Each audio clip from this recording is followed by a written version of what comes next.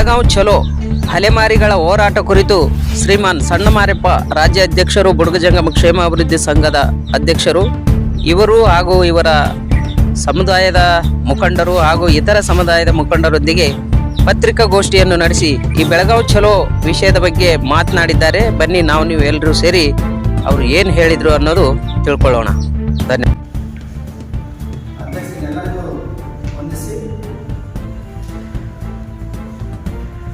Sir, ಒಳ ಮೀಸಲಾತಿ ಅಲೆಮಾರಿ ಅರೆಮಾರಿ ಸೂಕ್ಷ್ಮ ಅಲೆಮಾರಿ ಸಮುದಾಯಗಳ ಒಳ ಮೀಸಲಾತಿ ಹೋರಾಟ ಸಮಿತಿ ರಾಜ್ಯ ಸಂಚಾಲಕರಾಗಿ ನಮ್ಮ ಹೆಸರು ಸಣ್ಣಮಾರೆಪ್ಪ. ಸರ್, ಈಗ ಪ್ರೆಸ್ ಮೀಟ್ ಮಾಡೋದು ಉದ್ದೇಶ ಏನಂದರೆ, ಸುಮಾರು 30 ವರ್ಷಗಳ ಕಾಲ ನಮ್ಮ ದಲಿತ ಬಂಧುಗಳೆಲ್ಲ ಜೊತೆಯಲ್ಲಿ ಸೇರಿ ಸುಮಾರು ಎಸ್ ಮಾರಣ್ಣ ಇರ್ಬೋದು, ಮತ್ತೆ ಎನ್ ಗುರುಮೂರ್ತಿ ಇರ್ಬೋದು, ಅಂಬಣ್ಣ ಆರೋಲ್ ಇರ್ಬೋದು, ಬಸವರಾಜ ಕವತಾಳು, ಮತ್ತೆ ಇನ್ನು ಇತರೆ ಹನುಮಂತಪ್ಪ ಕಾಶ್ಮೀರಲ್ಲು, ಮತ್ತೆ ಸಾಕಷ್ಟು ಹೆಣ್ಣು ಶ್ರೀನಿವಾಸ ಇವ್ರ ಜೊತೆಯಲ್ಲಿ ಸುಮಾರು ವರ್ಷಗಳಿಂದ ನಾವು ದಲಿತಪರ ಸಂಘಟನೆ ಜೊತೆಯಲ್ಲಿ ಕೂಡ ನಾವು ಹೋರಾಟ ಮಾಡ್ತಾನೆ ಬಂದಿದ್ವಿ. ಎಲ್ಲ ನನ್ನ ದಲಿತಪರ ಸಂಘಟನೆ ಹೋರಾಟಗಾರರು ನಮ್ಮ ಪರವಾಗಿ ರಾಜ್ಯ ಸರ್ಕಾರಗಳಿಗೆ ಹೋರಾಟದ ಮುಖಾಂತರ ಕೂಡ ನಮ್ಮ ಪರವಾಗಿ ಧ್ವನಿ ಎತ್ತಿ ಮಾತಾಡಿದರು. ದಲಿತಪರ ಸಂಘಟನೆ ಹೋರಾಟದ ನಂತರ ಕೆಲವೊಂದು ಪ್ರಾಣಗಳನ್ನು ಕಳ್ಕೊಂಡ್ರು, ಏಟುಗಳನ್ನು ತಿಂದು ಕೇಸುಗಳನ್ನು ಹಾಕಿಸ್ಕೊಂಡ್ರು ಬಂಧುಗಳೇ. ತದನಂತರ ಮೊನ್ನೆ ಹಿಂದಿನ ಬಿಜೆಪಿ ಸರ್ಕಾರದಲ್ಲಿ ಒಳ ಮೀಸಲಾತಿಯನ್ನು ಮಾಧುಸ್ವಾಮಿ ಒಂದು ಆಯೋಗ ರಚನೆ ಮಾಡಿ ಆ ಆಯೋಗದಲ್ಲಿ ಕೆಲವೊಂದು ದಲಿತ ಮುಖಂಡರನ್ನು ಸೇರಿಸಿಕೊಂಡ್ರು.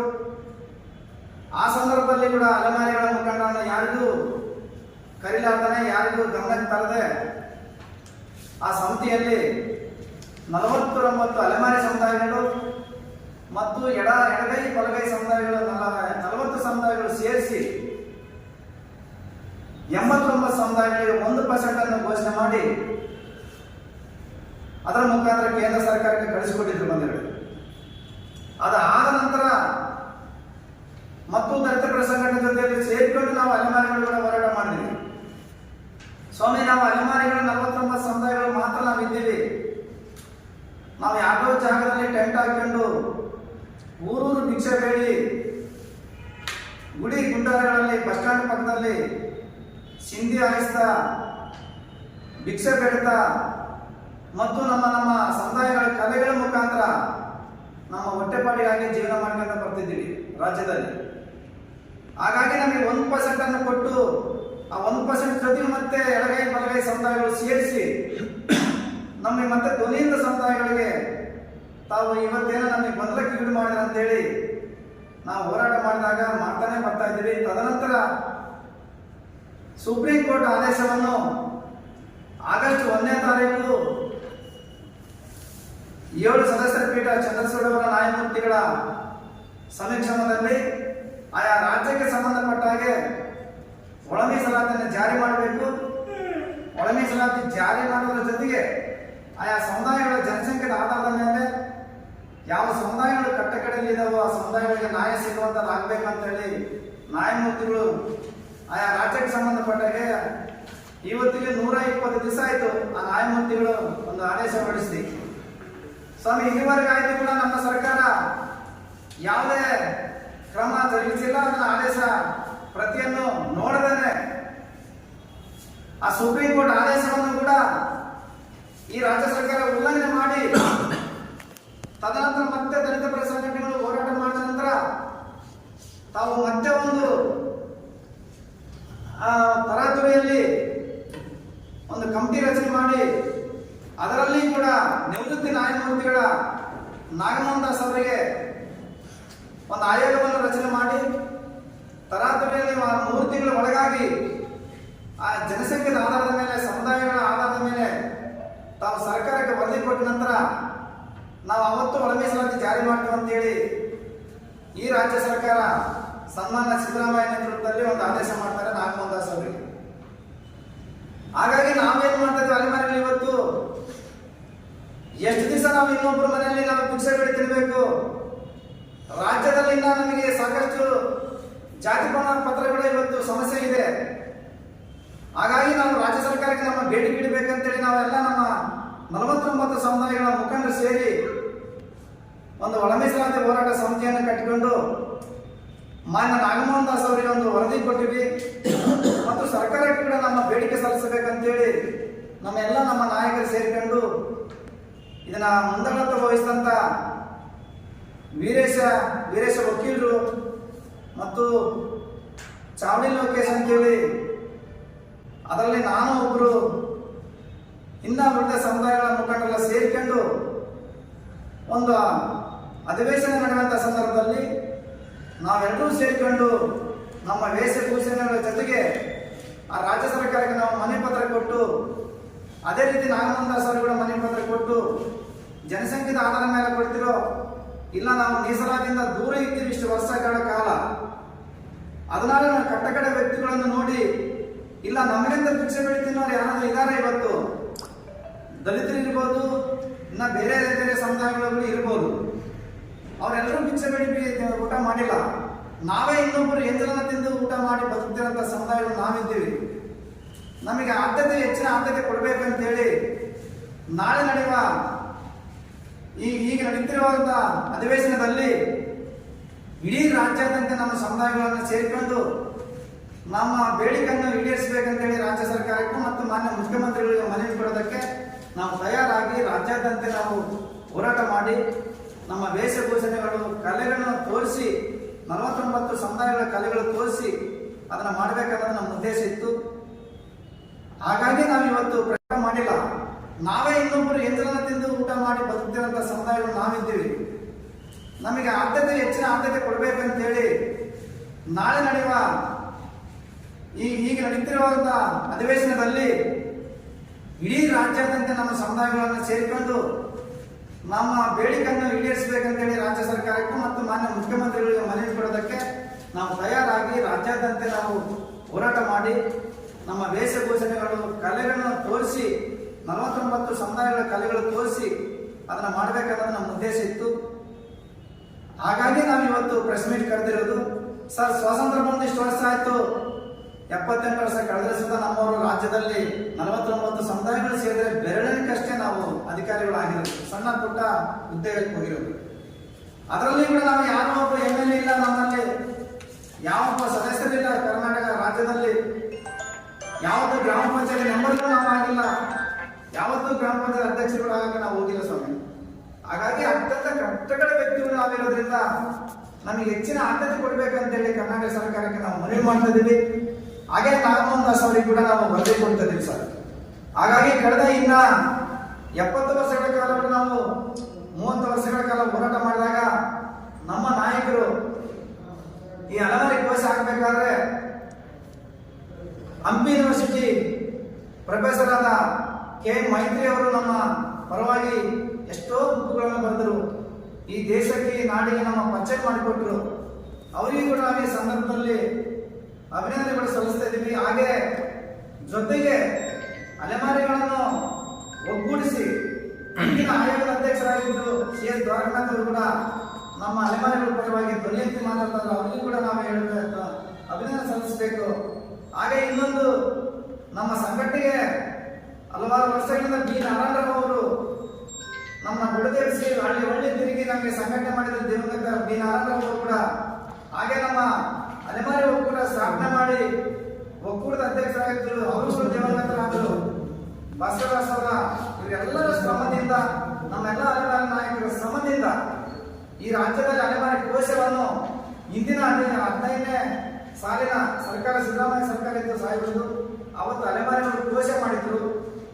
ಆ ಕೋಶ ಮಾಡಿದ ನಂತರ 150 ಕೋಟಿ ರೂಪಾಯಿಗಳನ್ನು ತೆಗೆದಿಟ್ಟು ಭೂಮಿದವರಿಗೆ ಭೂಮಿ, ಮನೆಯದವರಿಗೆ ಮನೆ, ಜಾಗದವರಿಗೆ ಜಾಗ ಕೊಡಬೇಕು, ಇವರ ಮಕ್ಕಳ ವಿದ್ಯಾಭ್ಯಾಸಕ್ಕೆ ನೇರವಾಗಿ ಆ ವಸತಿ ಶಾಲೆಗಳಲ್ಲಿ ಸೇರಿಸಿಕೊಳ್ಬೇಕಂತಂದೇಳಿ ಅವತ್ತು ಪುಣ್ಯಾತ್ಮ ಸಿದ್ದರಾಮಯ್ಯ ಸಾಹೇಬರು ಆದೇಶ ಮಾಡಿ ನಮ್ಮೊಂದು 49 ಸಮುದಾಯಗಳಿಗೆ ಮಾತ್ರ ಕೊಟ್ಟಿದ್ದು.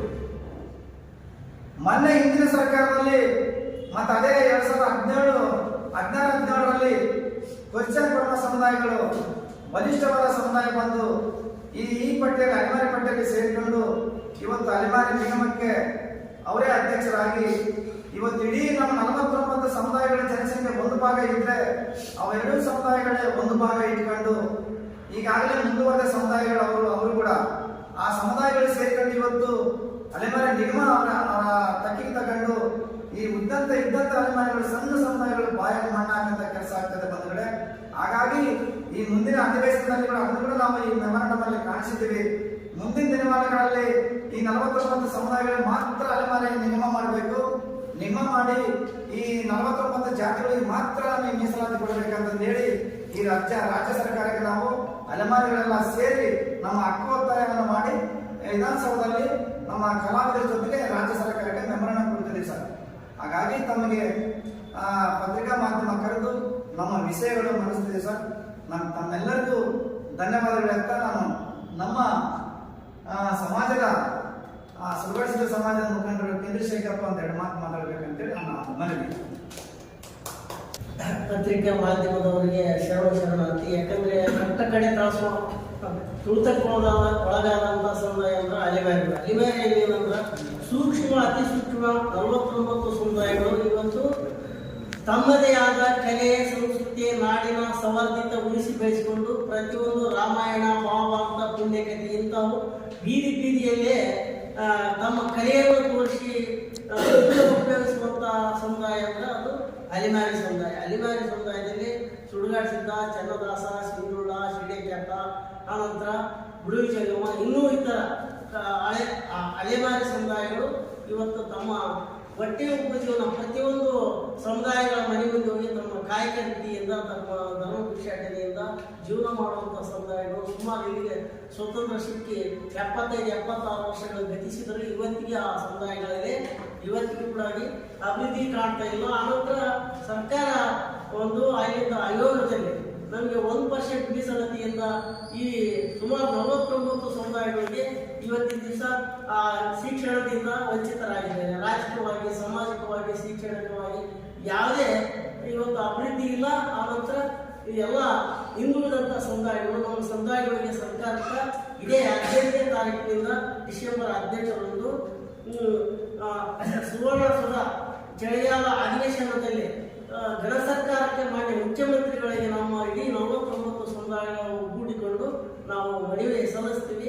ಆದಷ್ಟು ಸರ್ಕಾರ ಗಮನಹರಿಸಿ ಇಂಥ ಸಮುದಾಯಗಳಿಗೆ ಮುಂದಿನ ದಿನದಲ್ಲಿ ನಮಗೆ 3% ಮೀಸಲಾತಿಯನ್ನು ಹೆಚ್ಚಳ ಮಾಡುವ ಮೂಲಕ ನಮ್ಮನ್ನು ಸರ್ಕಾರ ಹಿಂದುಳಿಸಿಕೊಂಡ ಬಂದಿದೆ. ಇವತ್ತಿಗೂ ನಮಗೆ ಅಭಿವೃದ್ಧಿ ಇಲ್ಲ. ಆನಂತರ ನಮ್ಮ ಸಮುದಾಯ ನಮಗೆ ಸರ್ಕಾರ ಹೆಚ್ಚಿನ ಮಟ್ಟದಲ್ಲಿ ನಮ್ಮ ಪರ್ಸೆಂಟೇಜ್ ಹೆಚ್ಚಳನೆ ಮಾಡುವ ಮೂಲಕ ನಮಗೆ ಹಂಪಿ ಯೂನಿವರ್ಸಿಟಿ ಎಲ್ಲಿ ಒಂದು ಆಯೋಗವನ್ನು ರಚಿಸಬೇಕು ಅನ್ನೋದು, ಅಲ್ಲಿಂದ ನಮ್ಮ ವಿಧಾನ ಪರಿಷತ್ ಸದಸ್ಯರನ್ನು MLCಯನ್ನು ನಮ್ಮ ಸಮುದಾಯದಿಂದ 49 ಸೂಕ್ಷ್ಮ ಸಮುದಾಯದಲ್ಲೇ ಆಯ್ಕೆ ಮಾಡಬೇಕಂತ, ಅದೇ ರೀತಿಯಾಗಿ ಸರ್ಕಾರಕ್ಕೆ ನಾವು ನಮ್ಮ ಬೇಡಿಕೆಗಳನ್ನು ವಿವಿಧ ಬೇಡಿಕೆಗಳನ್ನು ಈಡೇರಿಸಬೇಕಂತ ನಾವು ಮನವಿ ಸಲ್ಲಿಸ್ತೀವಿ. ನಮ್ಮ ಹೆಸರು ಶೇಖಪ್ಪ ಕಿನ್ನೋಳಿ ಅಂತ ನಮ್ಮ ಮಾತುಗಳು.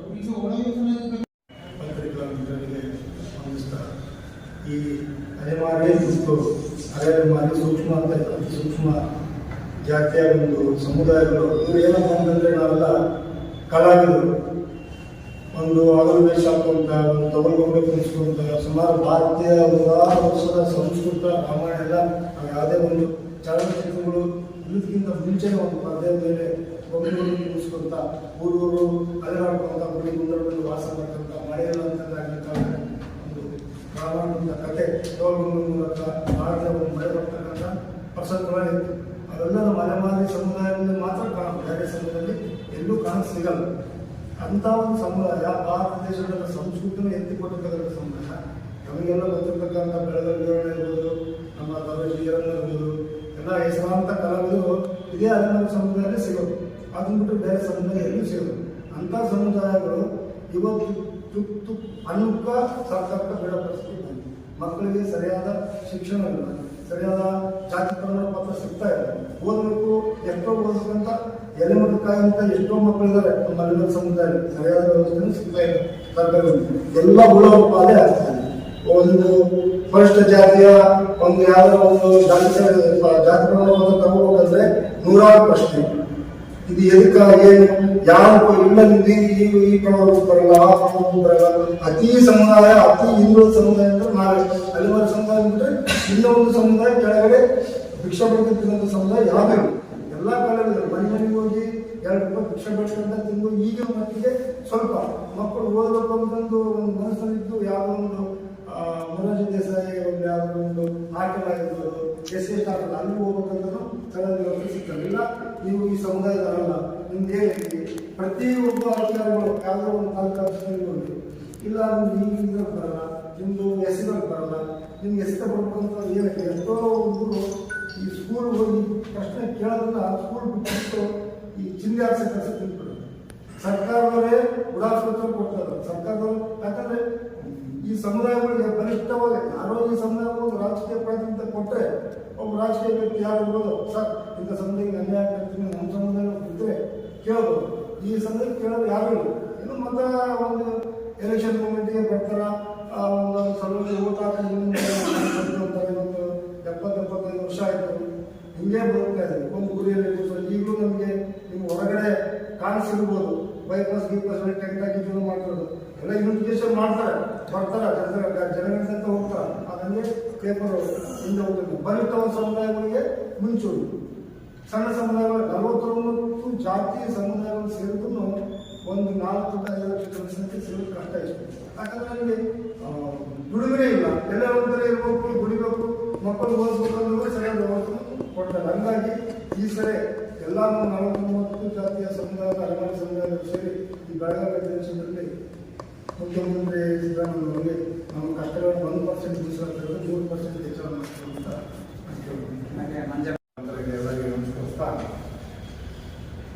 ಈ ಅಲೆಮಾರಿ ಸಮುದಾಯ ಅಂದರೆ ಮೇಲಿಂದ ಬಂದವರಲ್ಲ, ಎಲ್ಲ ನಿಂತು ಪ್ರತಿ ಮನೆಯಿಂದ ಬೆಳೆದಿದ್ದಂಥ ಒಂದು ಸಮುದಾಯಗಳು ಅವ್ರದ್ದೇ ಆದಂಥ ಒಂದು ಸಮುದಾಯಕ್ಕೆ ಅವ್ರದ್ದೇ ಆದಂಥ ಒಂದು ಇದು ಹಿನ್ನೆಲೆ ಇಟ್ಕೊಂಡು ಬಂದಂಥ ಸಮುದಾಯಗಳು.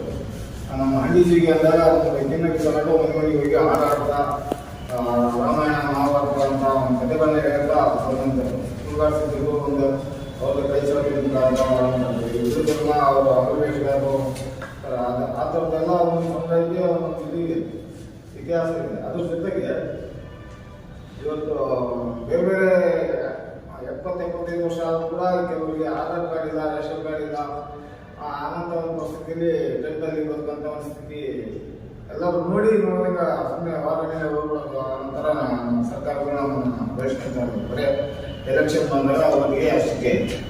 ಹಾಗಾಗಿ ಈಗ ನಮ್ಮ ಅಲೆಮಾರಿ ಕೆಲವು ಮುಖಂಡರ ಸರಿ ಒಳ ಮೀಸಲಾತಿ ಅಂತ ಒಂದು ಸಂಖ್ಯೆ ಮಾಡಿಕೊಂಡು ಮನವಿ ಕೊಡೋದಕ್ಕೆ ಈ ಚಳಿಗಾಲ ದೇಶದಲ್ಲಿ ಬಂದಿದ್ದೀವಿ. ಇದು ಸರ್ಕಾರ ನಮಗೆ ಅನುಕೂಲ ಮಾಡಿಕೊಡ್ಲಿ ಅಂತ ಹೇಳಿ 3% ಏನು ಬೇಡಿಕೆ ಐತೆ ಮಾಡಿಕೊಡ್ಲಿ ಅಂತ ಹೇಳಿ ಮಾಧ್ಯಮದ ಅಧ್ಯಕ್ಷರಿಗೆ ಅಭಿನಂದನೆಗಳು ಸಲ್ಲಿಸುತ್ತಾ, ಎರಡನೇ ಮಾತಲ್ಲಿ ಹೇಳಬೇಕಾದ್ರೆ ಆಲ್ರೆಡಿ ನಮ್ಮ ಮಾರೇಪ್ಪಣ್ಣವರು, ಶೇಖರ್ ಅವರು ಎಲ್ಲರೂ ಮಾತಾಡಿದ್ದಾರೆ. ನಮ್ಮ 49 ಸಮುದಾಯಗಳು ಅವ್ರು ಏನಾದ್ರು ಒಂದು ಅಭಿವೃದ್ಧಿ ಆಗಬೇಕಂದ್ರೆ ಈ 3% ಮೀಸಲಾತಿ ಸರ್ಕಾರ ಮಾಡಿದ್ರೆ ಮಾತ್ರ ಅಭಿವೃದ್ಧಿ ಆಗುತ್ತೆ, ಇಲ್ಲ ಅಂತಂದ್ರೆ ಇಲ್ಲ. ಯಾಕಂತಂದ್ರೆ ಈಗಿನ ಒಂದು ಪರಿಸ್ಥಿತಿ ಹೆಂಗೈತಂದ್ರೆ ಒಂದು ಎಲೆಕ್ಷನ್ ಬರಲಿ, ಒಂದು ರಾಜಕೀಯವಾಗಿ ಯಾವುದೇ ಒಂದು ರೀತಿಯಲ್ಲಿ ಬಂದು ಕೂಡ ದುಡ್ಡಿಲ್ಲ ನಮ್ಮ ಸಮುದಾಯದಿಂದ. ನಮ್ಮ ಸಮುದಾಯದ ಭಿಕ್ಷೆ ಬೇಡಿಕೆ ತಿನ್ನೋರಲ್ಲ, ದುಡ್ಡಿಲ್ಲ. ಏನ್ ಮಾಡ್ತಾರ, ಅದರಲ್ಲಿ ಸೇರ್ಕೊಂಡಿರ್ತಕ್ಕಂಥ ಈ ಬಲಿಷ್ಠವಾದ ಸಮುದಾಯಗಳು ರೊಕ್ಕ ಇದ್ದವರು ಆ ದುಡ್ಡಿದ್ದ ಮಂದಿ ಏನ್ ಮಾಡ್ತಾರೆ, ಕೋಟಿಗಟ್ಟಲೆ ಇವತ್ತು ದುಡ್ಡು ಕೊಟ್ಟು ಅವ್ರ ಅಧಿಕಾರಕ್ಕೆ ಬರ್ತಾ ಇದ್ದಾರೆ. ಆದ್ರೆ ನಮ್ಮ ಜನ 49 ಸಮುದಾಯಗಳಿರೋಲ್ಲ, ಅಧಿಕಾರ ಬರಕ್ಕೆ ಸಾಧ್ಯ ಇಲ್ಲ. 3 ವರ್ಷ ಗತಿಸಿದ್ರು ಕೂಡ ಸಾಧ್ಯ ಆಗಲ್ಲ. ಅದಕ್ಕಾಗಿ ನಮಗೆ ಮೀಸಲಾತಿ ಇಂಪಾರ್ಟೆಂಟ್. ಈ ಒಳ ಮೀಸಲಾತಿ ಏನಾದ್ರು 3% ಸರ್ಕಾರ ಕೊಟ್ಟಿದ್ದು ನಿಜ ಅಂತಂದ್ರೆ ಈಗ ಸುಮಾರು 200-300 ವರ್ಷಗಳಿಂದ ಏನಿಗೆ ಬಲಿಷ್ಠ ಸಮುದಾಯಗಳು ಬೆಳಕಂತ ಬಂದವ ಆ ಮಟ್ಟಕ್ಕೆ ಅದರಲ್ಲಿ ಒಂದು 25% ಏನಾದ್ರು ನಮ್ಮ 49 ಸಮುದಾಯಗಳು ಮ್ಯಾಚ್ ಸಾಧ್ಯ ಇಲ್ಲ. ಅಂತಂದ್ರೆ ನಮ್ಮ 49 ಸಮುದಾಯಗಳು ಇದೇ ರೀತಿ ಸುಮ್ಮನೆ ಹೋರಾಟ ಪೇಪರು ಇದೇ ರೀತಿಯಾಗಿ ನಾವು ಹೋಗ್ತಾ ಇರ್ತೀವಿ. ಇದು ಹಿಂಗೆ ಆಗ್ತಾ ಇರ್ತೈತಿ. ಇದು ಬದಲಾವಣೆ ಮಾಡಿ ಈ ಏನಿರ್ತಕ್ಕಂಥ ಘನ ಸರ್ಕಾರ ನಮ್ಮ 49 ಸಮುದಾಯಗಳ ಮೇಲೆ ಹೆಚ್ಚಿನ ಒಂದು ಒತ್ತನ್ನು ಕೊಟ್ಟು ನಮಗೆ ಈ ಒಳ ಮೀಸಲಾತಿ 3% ಕೊಡೋದ್ರ ಮೂಲಕ ನಮ್ಮನ್ನ ಒಂದು ಮಾದರಿಯ ಒಂದು ದೃಷ್ಟಿಯಲ್ಲಿ ಮಟ್ಟಕ್ಕೆ ತರಬೇಕು ಅಂತೇಳಿ ನಮ್ಮ ಒಂದು ಸರ್ಕಾರಕ್ಕೆ ಒತ್ತಾಯ ಮಾಡಿ ನಾವು ಬೆಳಗಾವಿ ಚಳವಳಿ ನಮ್ಮ 18ನೇ ತಾರೀಕಿನ ದಿನ ನಾವು ಬಂದಿದ್ದೀವಿ ಅಂತೇಳಿ ಈ ಸರ್ಕಾರಕ್ಕೆ ಒತ್ತಾಯ ಮಾಡ್ತೇವೆ.